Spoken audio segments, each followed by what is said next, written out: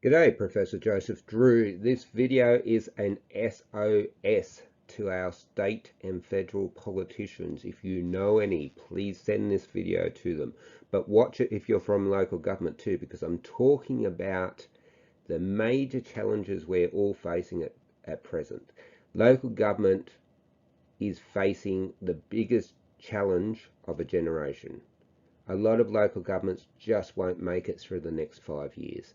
This is an urgent situation and we need urgent action. So please send this video on to other people, put it up on your own site, use it whatever way you can to try to make a difference, to try to get the message out there, and hopefully someone that can make decisions will hear it and respond.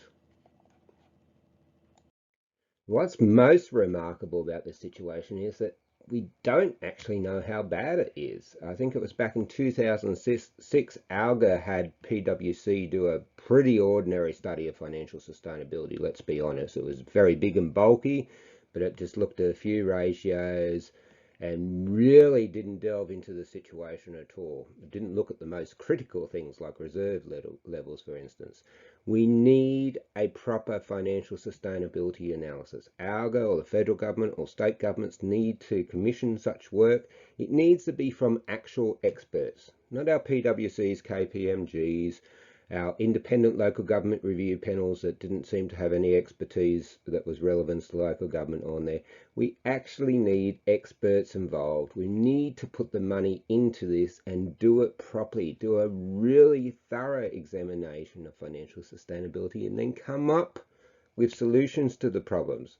Not the tried and trusted and wrong solution usually of amalgamation, real solutions based on real scholarly evidence, and there's reams of it out there. I've got 80 peer-reviewed publications myself, all looking at things that could improve local government. We just need to get the right people involved, and we need to know how big this problem is now. So what I'm going to go through now is the list of the top things that must be done. There's so much that needs to be done, we can't do it all. Let's pick the most important things and get them done properly.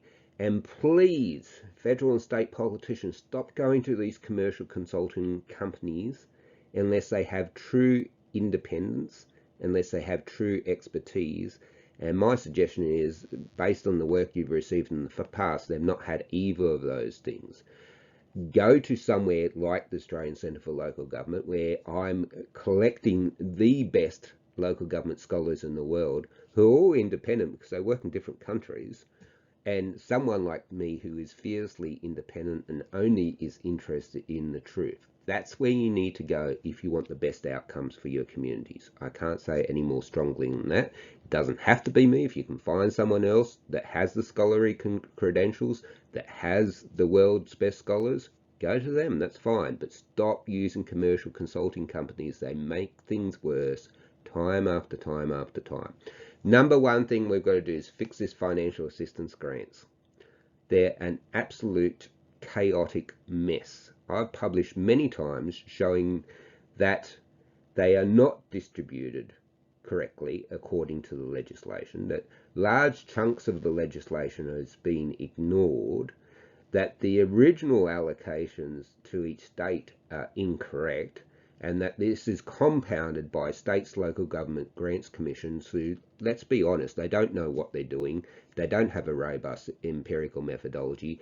It's a guess and giggle outcome. Now, we know that HFE doesn't exist because if it did exist, people in rural communities around Australia wouldn't be living with services that are of a nature of a third world country. Out in the bush where I live, getting a paved road or running water or sewage is a bit of a bargain. It doesn't happen too often. Most rural councils are struggling just to keep the dirt roads graded and to provide those essential services in their town centres. They're not getting additional playgrounds and science centres and convention centres. Most rural councils are just concentrating on the basics, and they're not even coping doing that. Why aren't they coping? Because they're not getting the intergovernmental grants. We've got to remember the whole purpose of the intergovernmental grant is to ensure that Australians, their potential to have a good future is not dictated by their postcode. And when we fail to get the intergovernmental grants right, we fail Australians, because right now, where you grow up does determine what opportunity you get and whether you can or cannot flourish as a person. It's got to be fixed. We've got to go back to the legislation and actually obey the legislation. And it's a reasonably straightforward thing to do with someone with the requisite expertise. I've written in the best journals in the world. I know how to do it. I'm an accomplished econometrician. I've got a team of accomplished econometricians and data development analysis experts, and this work could be fixed relatively straightforward, and we could have communities around Australia getting the support they need and being treated equally as Australians. The number two thing that we've got to fix, we've got to stop this free money. I've got a video out on it. Politicized grants, free money's fine. If state governments and federal governments want to give money to local government, I have no problems. But it's got to be untied so that they can use it for boring things like sealing roads and filling in potholes and fixing the leaking water pipes and fixing the leaking sewer pipes, because that's what communities need. Now, unfortunately, most of this free money is tied. It's for a new playground or new sports centre or new science centre or new entertainment centre. And those things are politically popular, and they would help the state politicians and the federal politicians giving out money, but it is not helping communities. In fact, you're tying a great big millstones around their neck and making things even more difficult for them, because the grants rarely actually cover the full cost. There's always going to be blowouts, particularly at the moment when this free money is coming out in a high inflation environment. And that's not wise in the first place. You're stoking more inflation, but you know that by the time the project's delivered, it's going to cost more than what you handed out. It doesn't cover the maintenance costs, and it doesn't cover the operating costs. So you are making things harder for communities. If you really want to help, give them untied money for boring things, not for shiny toys. And moreover, those shiny toys are just making fiscal illusion worse, which is making our job to fix local government harder. And I've got a video on that too. Rate caps, we must fix it. I have no issue with rate caps, and I know that'll be controversial. A lot of council laws in particular hate them. I don't have a particular issue with rate caps. I'd probably prefer we didn't have them, but they don't need to be a bad thing. The problem is we've got non-experts coming up with the rate cap who are only looking in the rear view mirror, not looking out into the future. We've got rate caps that are designed really, really badly, which lead to learned helplessness, which lead to and contribute to unsustainability, and which also exacerbate that fiscal illusion problems. Now, I've got videos on how to do the rate caps properly and what things need to be done, and I'm still happy to help and assist state governments to do so. I suspect we're going to have more state governments bringing on rate capping schemes in the future as cost of living pressures get out of control, which is what's happening in Australia. Can I just say, please go and get some expert advice from a true expert who has published in this field and understands it. A rate cap doesn't have to be a disaster. It can be quite a positive thing that helps financial sustainability. It helps communities understand their taxation needs and the difference between needs and wants and what's financially sustainable and prudent. It can be a real positive, but it's got to be designed properly, and that's right at the beginning. Spend the money, go to an expert. It's going to save you hundreds of thousands, if not millions, over the years if you don't make the mistakes in the first place.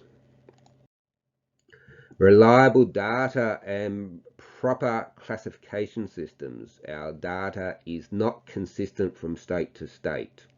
Some states still do not have a consistent statewide annual citizen survey. States that do have so, and it's terribly needed, it's terribly important, The states that do have so have really poorly designed surveys that only look at one side of the ledger. There's a video on how to do a citizen survey on this channel. Please go and watch it. Moreover, the classification system we use for councils, it ends up being the foundation of a lot of public policy, and it's appalling. Many years I wrote in the best local government journal in the world and demonstrated the problems and also laid out the empirical techniques for how to do it properly.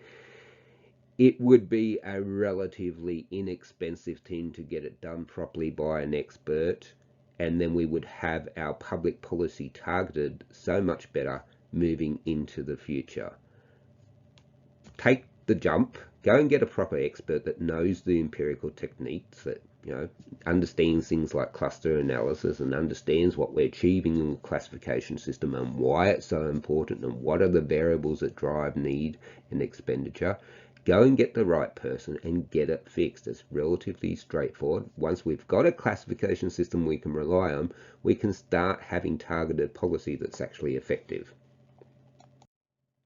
And training, it's just so important. The university where I work has a Masters of Local Government. We're going to make some changes to it. We need to make some changes to it. But training like these videos, if you want to support and help me, even if it's just popping my videos up on your website for whatever department you work for, whatever your council you work for, or telling council staff or councillors about it, it helps. This is the informal training. That's why it's so important. That's why I spend my own time doing it. We must get people to understand the theories of local government, to understand the different elements of financial sustainability and how they interact with the political system. If we don't, things just won't improve. So we need our executives in local governments having access to master's level postgraduate courses or micro credentials, which is something I'm quite interested in at the moment. Short courses, week-long course or so, looking at issues that are really important to local government, getting those credentials so that the communities and the councillors can have confidence that these executives understand these issues thoroughly. And the same applies to councillors. You can get these qualifications too, and we need programs targeted to you. Now, unfortunately, in the training sphere, there are some great peak bodies that do great work, for instance, local government professionals. And there's other ones, and if I haven't mentioned you, don't take offense. There's also a lot of dodgy operators. I took a course through a councillor peak body a few years back, just to see what it was like. And it was a course based on pricing and economics, and they had the economic terms completely wrong, completely the wrong way around, and had no idea of economic theory, the tax assignment literature, or any of those things. And that's really dangerous because people came out of that course thinking they had knowledge, and they didn't. They had a lot of rubbish that they just consumed, and that's going to lead to bad decisions down the tracks. So please, let's focus on getting trainers and good training courses where you can be assured that the people exiting it are actually better off because of the training, that they can apply that and help their community. There is obviously great scope for a federal government or state government to put money into training, to put money into educational resources. Universities can't provide this for free. I do this for free. Universities can't provide training for free.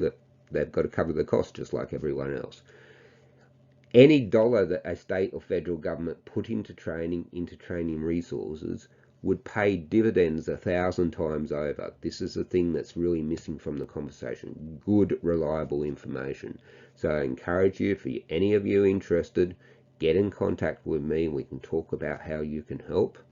I want what you want, which is strong, healthy, vibrant communities, and it's what this country needs. So look, work with us if you can.